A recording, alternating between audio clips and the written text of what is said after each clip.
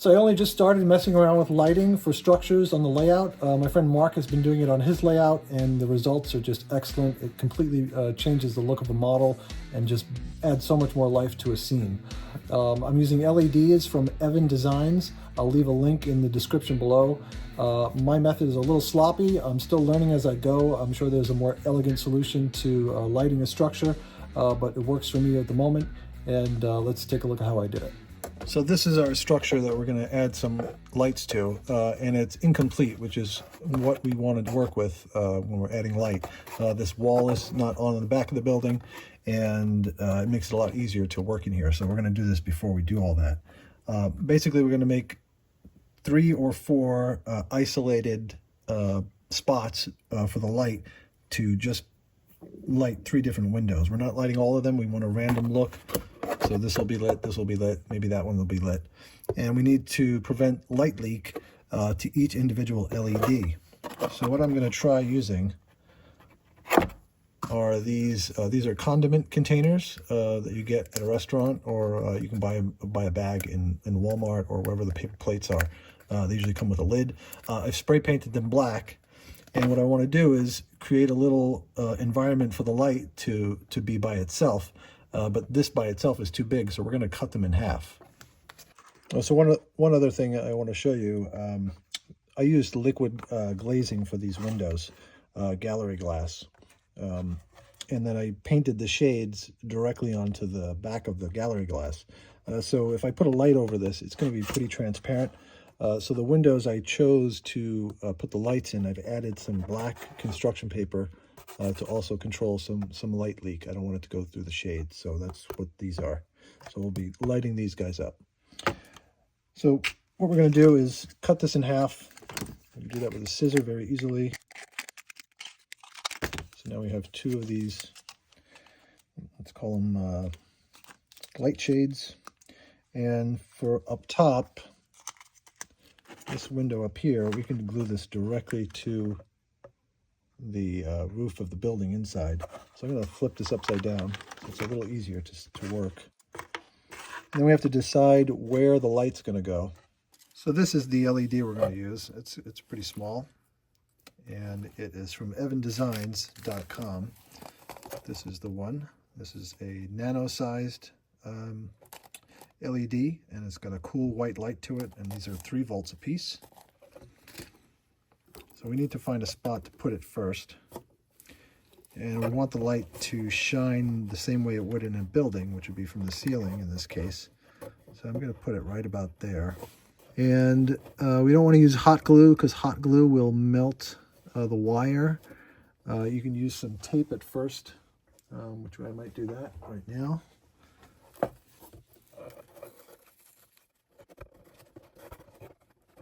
So I've got a piece of tape holding it down, but I'm going to use some CA glue. This is just Loctite super glue, because I don't trust the tape to be there forever.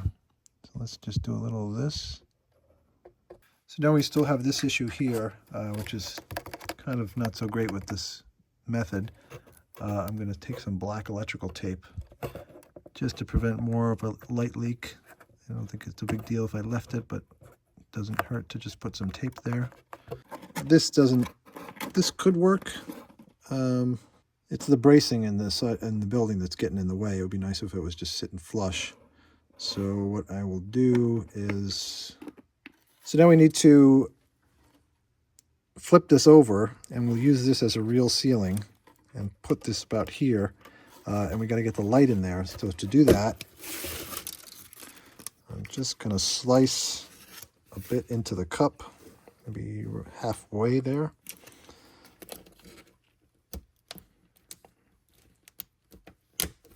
Now I can get the light inside, move it through the slit we just cut.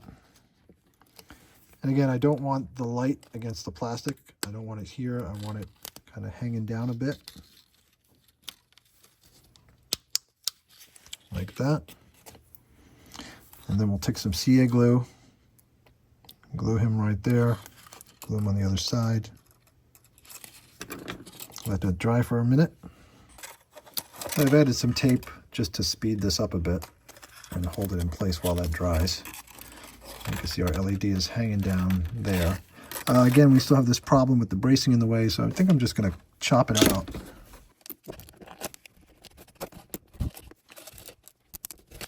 So I'm making sure my light is kind of above the window, away from the wall, not touching anything. So I'll grab the glue gun again. Glue it in place over there, over here. So to cover the bottom, this time I'm just going to use, this is black gator board. And the only issue here again are these annoying braces that I have to cut out. Okay, now I'm going to glue this in place. So now we want to light this window right next to this one, which might be a little difficult with the cup method here. Not really, but you've got this kind of irregular shape now to cover up. So let's try a different method. And this is probably even simpler. This is just chipboard, 0.022 chipboard, or about a 32nd of an inch or less. You can get it on the back of a legal pad, or use cereal box cardboard, whatever you got. And cut a strip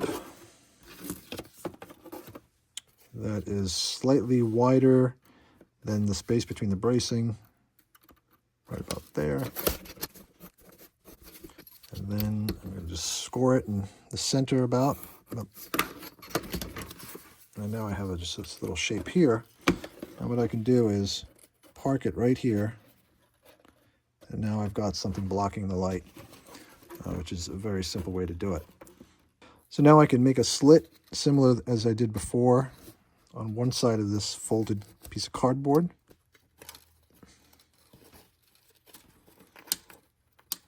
So he's in there right now.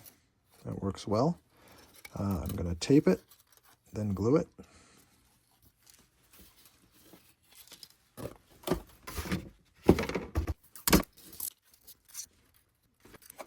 Now we can glue this in place. Make sure the light is a little above our upper window here. And the cup is in the way, so I'm going to take out a bit.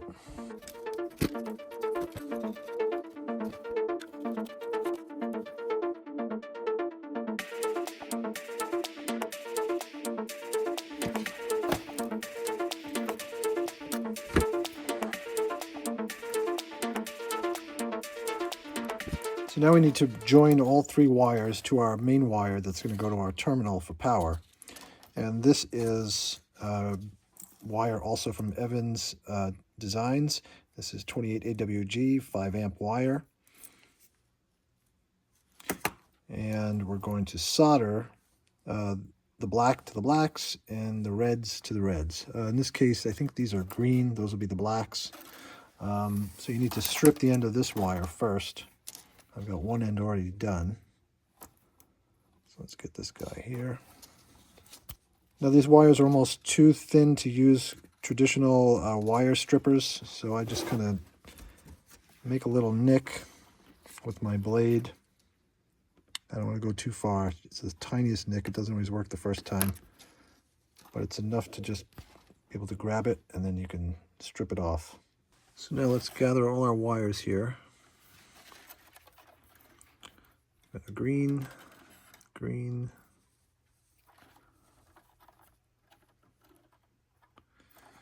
the other green.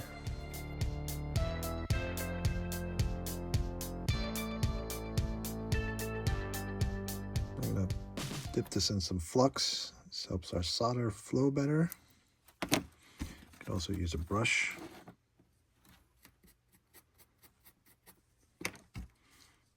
And I've got some 0.6 millimeter solder wire here. It's pretty thin. That's all you need. So I like to tape this down just so it doesn't move. Can I get this in the air here?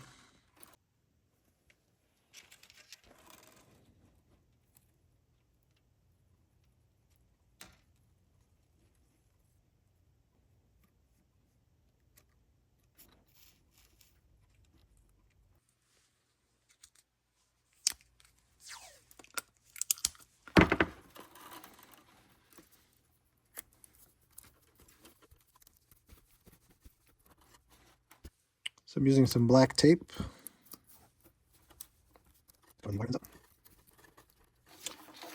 So now we could gather all our wire up and make it a little neater. I'm going to start by getting a small piece of tape. So I want the wire in a central location for when I feed it into the layout. So I'm going to take advantage of this piece here. Make a small slit in the gator board. Bring them up here.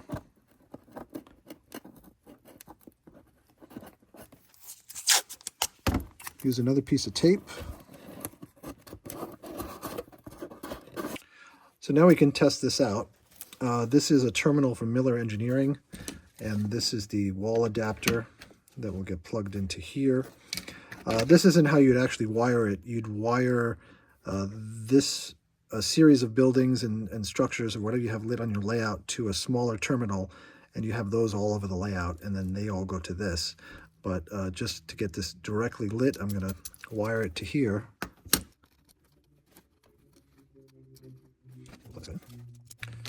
Plug this into the wall. I think some lights just came on. So let's kill these lights at the workbench. Oh, that's 3. Yep, excellent.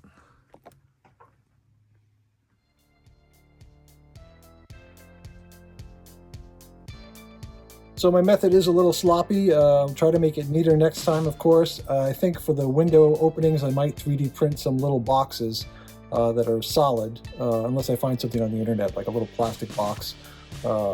Probably old 35mm film canisters would work. Anything like that, anything to trap the light, and it's just a nice solid piece of plastic to cover your window area. But I like the results. Eventually all these buildings here, I will try to add some lighting and it'll look really nice as a skyline. And maybe some of these smaller structures I can get out from underneath, and start lighting those as well without too much damage.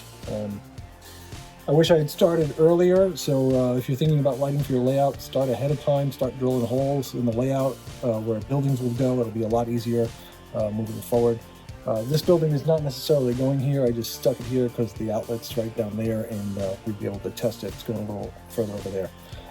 Anyway, I hope you give it a try, and thanks to our Patreon supporters. If you want to see more content, more how-to stuff, we also do an exclusive video every week. We have some free downloadable signage to Tier 2 members, and kit previews and sneak peeks and all sorts of stuff we post every day. Check us out there. And you might find a kit on our website you might like and can use for your layout at fosskits.com. Thanks for watching. See you next time.